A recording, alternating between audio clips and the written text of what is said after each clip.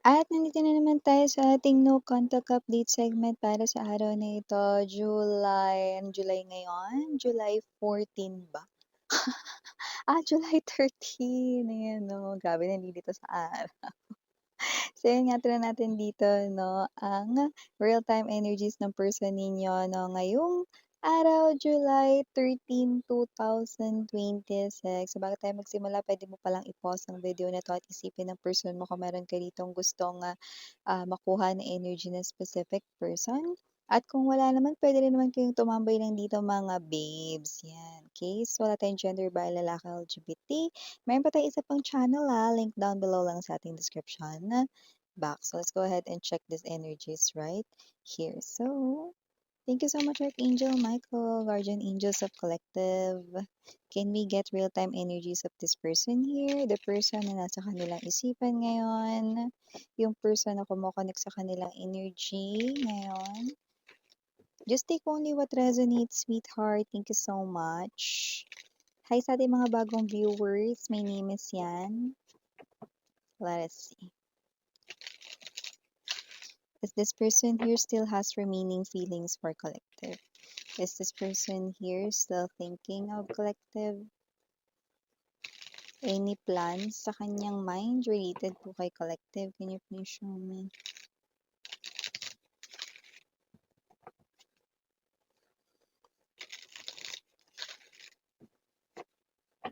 Oh, I'm sensing a lot of determination in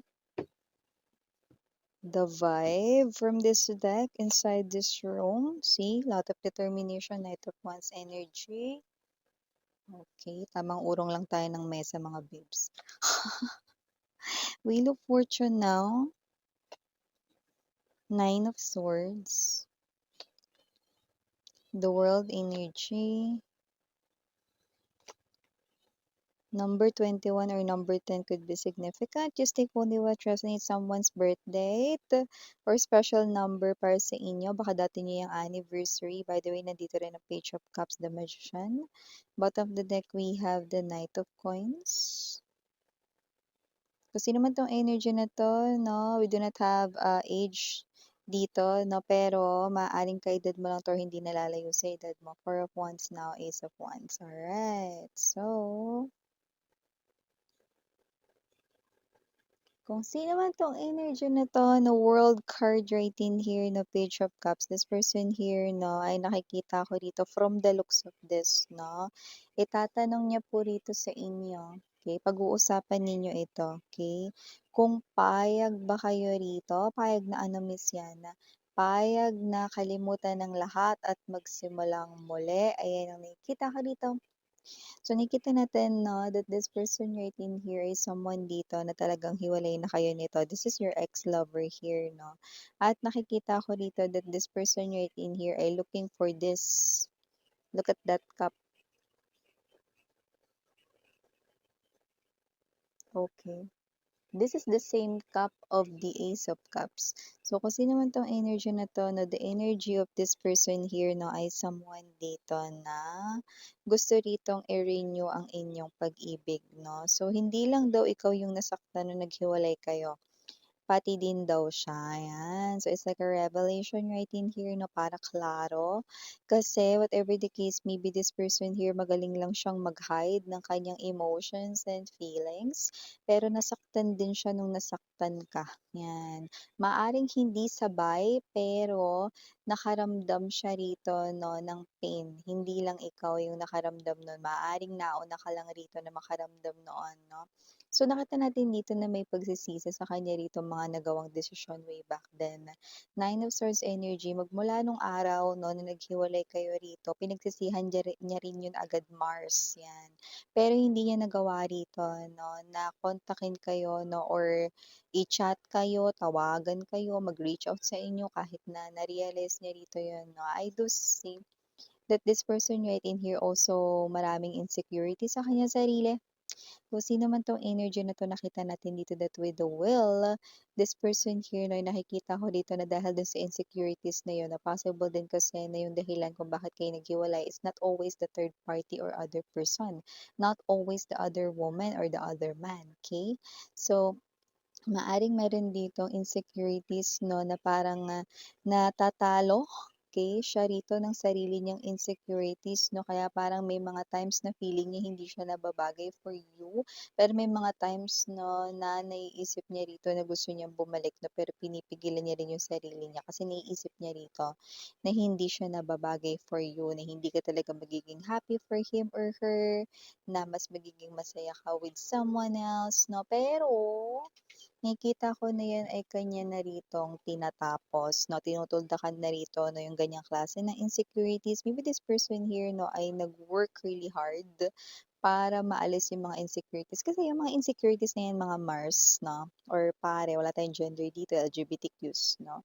Yang mga insecurities 'no, bawat human beings meron 'yan sa kanyang sarili 'no.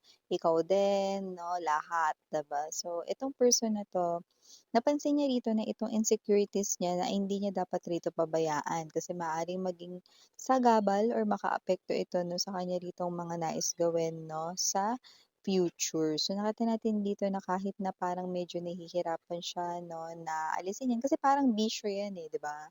Na parang kung nakasanayan mo na mahirap alisin pero kaya, lalo na kung madidisiplina mo 'no, ang iyong sarili 'no. Katawan mo naman 'yan, so kailangan talagang sumunod 'yan sa'yo, 'di ba? So, 'yun yung nagawa niya rito, napagtagumpayan niya 'yan at nakita natin dito na nagawan niya 'yan ng paraan 'no. Kaya kung sino man 'tong energy na 'to 'no, maaaring multo na siya sa iyong paningin ngayon. Pero linawin natin 'yun, hindi siya tsugi. Ibig lamang sabihin nun 'no, puwedeng, "Sino ba 'yun, miss 'yan, nakalimutan ko na 'yan, binaon ko na sa lupa sa sobrang tagal." Ano, or ano pa bang gusto ng person na 'yan sa'kin? What's his or her deal pa ba sa'kin? Yung gano'ng klase ng energy. But yeah, this person right in here 'no, ay mabilis rin ditong napagtanto 'no, ang inyo ritong connection, 'yan 'no. Pero dahil nga dun sa kaniyang mga iisipin kasi medyo ano siya, eh, napansin ko dito medyo overthinker siya, eh, 'no. Masyado siya rito makapag-analyze ng mga bagay-bagay, tinalo niya si Einstein, eh. Si Einstein, sino pa ba 'no, si Isaac Newton 'no, parang grabe siya kung makapag-analyze ng mga bagay-bagay, eh. So, nakita natin dito na kung sino man 'tong energy na 'to 'no, okey, hindi ko nakikita na magaling siya sa academics dati, grabe ka-miss yan. Kasi nakita ko dito 'no, na maaaring nung nag-aaral siya rito, average type of student lang siya, yung tama lang 'no, yung nakikinig 'no, pumapasok naman sa school, gano'ng klase ng energy.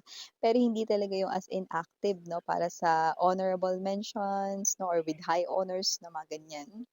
Okay, possible na merong mga certificates of recognition like let's say 'no, most punctual, most polite, 'yan mga hanggang dun lang 'no, pero hindi ko nakikita that for a lot of you, this person here 'no, ay someone na magaling sa academics, mapanglaban sa quiz bee, hindi gano'n 'no.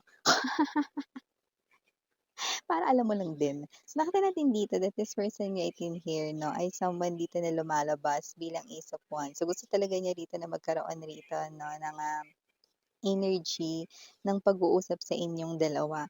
Kasi nga 'no, kapag ang isang person ay na-realize 'no, na ito yung bagay na gusto ko, lalo na kapagka nandodo'n ka na sa punto ng buhay mo 'no, na parang naiintindihan mo na lahat, kung ano yung dapat mag-stay sa buhay mo, kung ano yung mga dapat na i-prioritize mo sa hindi. Kaya ibig sabihin nando'n ka na sa energy ng trentahin pataas ka na. Hindi, I mean nandun ka sa energy na mature ka na, yung naiisip mo na rito yung mga importanteng bagay kaysa sa mga hindi importanteng bagay. So, ganun rin siya rito. Tumatapak na siya dun sa energy na naiintindihan niya na ang inyo ritong connection at naiintindihan niya rin dito na yung mga bagay na kailangan i-let go at mga bagay na kailangan i-stay.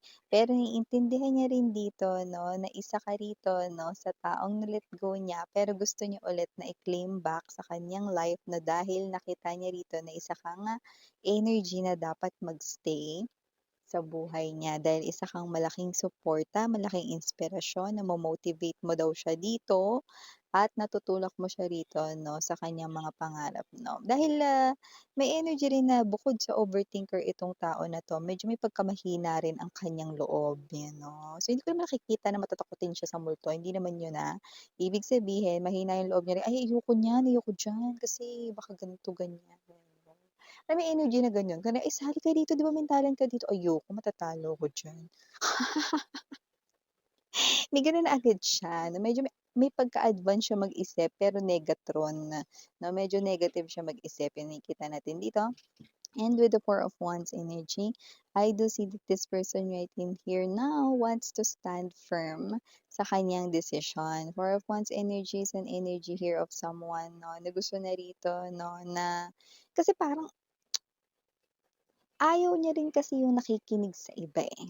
Ayan 'no, ayaw niya rin kasi yung energy na dinidiktahan siya, 'di ba? So, kung sino man 'tong energy na 'to na hindi ko alam kung anong trip niya sa buhay, pero maaaring may energy rito 'no, na may mga times na yun yung pinagsisisihan niya kasi parang feeling niya pinakakialaman mo siya way back then, pero yun ay na-realize niya bilang proteksyon pala 'no at safety rin para sa kanya, 'di ba? Because of you are concerned, because you love him or her 'no, yun, 'di ba? So ngayon finally na-realize niya yun 'no, kaya eto siya coming in 'no, para sa isang heart to heart conversation, one on one, 'no, kayong dalawa lang 'no, face to face. Huwag kayong mag-alala, wala naman dito magsasabunutan, magsasampalan, magsusuntukan, magjojombagan, pero mag-uusap kayo rito 'no, at yun nga yung gusto niya rito 'no, na sabihin 'no. Huwag kang mag-alala, hindi naman niya dito ipagpipilitan yung sarili niya sa'yo, kaya nga itatanong niya sa'yo mismo, "Payag ka ba na muli ninyong ayusin ang lahat, magsimula ulit 'no, kayong dalawa 'no, parehas daw kayo ritong nasaktan, hindi lang kayo." So, baka magulat ka dun at baka hindi mo paniwalaan na baka sabihin mo pa sa kanya, "Oh, 'di nga 'no, may mga ano ka pa rito, may mga logical ka pa rito mga sasabihin. Nakita ko in-stalk kita, nagpapakasaya ka, yung mga stories mo gumagala ka, ano, yun ba yung nasasaktan? Sige, sige, sige, magsinungaling ka pa, 'yan. Nakikita ko may mga gano'n kayo dito, mare, ah." Pero yes, may mga gano'n nga kayong nakita dati pero deep down inside his or her bikini bottom, okey, ng kanyang heart, nasasaktan siya. Yun ang way niya rito na para ipakita sa ibang tao kasi hindi pa siya handa dahil super fresh pa ng inyong hiwalayan, hindi pa siya handa na i-reveal ang kanyang self kaya medyo may resistance na malala 'no, yun ang nakikita natin dito. Ayaw niya isipin ng iba na siya na ito na nag-reject sa inyo or siya na ito nag-escape or lumayo sa inyo tapos, makikita na siya'y weak 'no or soft 'no, kaya kailangan niya rito na ipakita sa iba 'no. So yun ay parang pang front lamang 'no or kumbaga sa beach, cover up.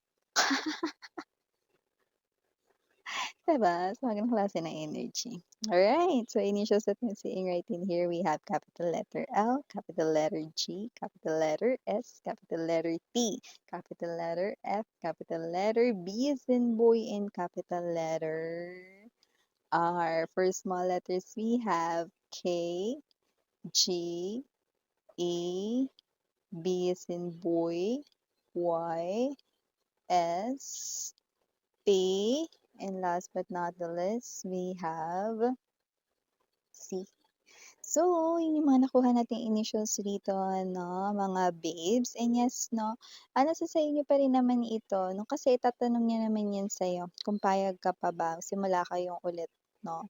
Pero nakita ko rito may mga magugulat rin at saka may mga magdududa at magtatanong, "Di nga, talaga bang nasaktan ka?" Ayan 'no, may gano'n kayo sa kanya. Pero may part kayo na mapapaniwalaan niyo 'yun, 'yan or parang gusto ninyong paniwalaan 'no, at 'yun yung parte na nagsasabi na totoo 'yun. Anong masabi mo dun, Miss Yan? Oo, totoo 'yun. Nasasaktan talaga siya kaya nga sinabi ko sa inyo na 'yun ay cover up 'no. Kaya kung nung time na 'yun na akala mo ikaw lang yung humagulgol, umiyak 'no, siya rin nararamdaman 'yun 'no, pero with deep silence, 'yan. Alam mo yung umiiyak ka pero ayaw mong makarinig mo, yung umiiyak ka, yung parang feeling mo umiiyak ka pero nasa loob ka ng library bawal mag-ingay. Kasi titignan ka ng masama ng librarian, 'di ba? Mga gano'ng klase ng energy. So, definitely, it's true.